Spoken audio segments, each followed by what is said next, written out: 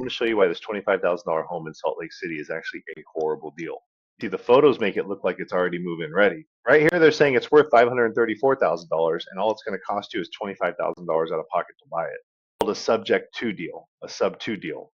Basically, this homeowner bought the property a few years ago and still has about a $511,000 loan balance on it.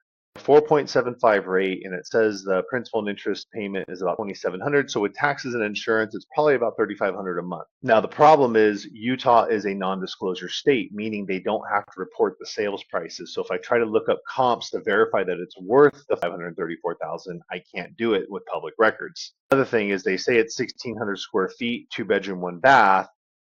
But when I pull up records on it, it says that it's only 1,100 square feet. Now, if I pay the $25,000, that basically gets split up between the seller, the real estate agent, and the wholesaler that sent me this deal, and then I'm taking over that mortgage for $511,000, paying about $3,500 a month with everything. Now, if I rented this out as a long-term rental, it would be a complete loss. I don't know if it would even get $2,000 a month.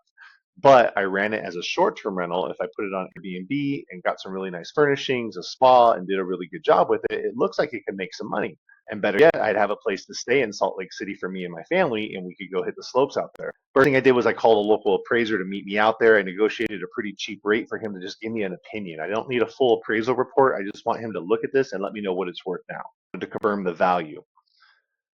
Next, I called a home inspector that could also scope the main sewer line for me to come check things out, crawl under the home, check out the attic, and scope the sewer line to see if there's anything hidden there. Turns out the appraiser came back and said this property is probably only worth about $450,000. It's nowhere near the move-in condition that I thought it was. It's going to need a lot of work. And if it was fixed up, the appraiser's telling me it's worth maybe $470,000. So I'd be completely underwater and spending a bunch of money on it.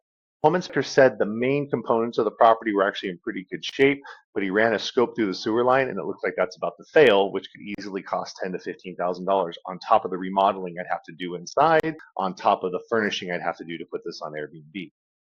So once I actually did my homework on this, that $25,000 for this property looks like a horrible deal. What do you think?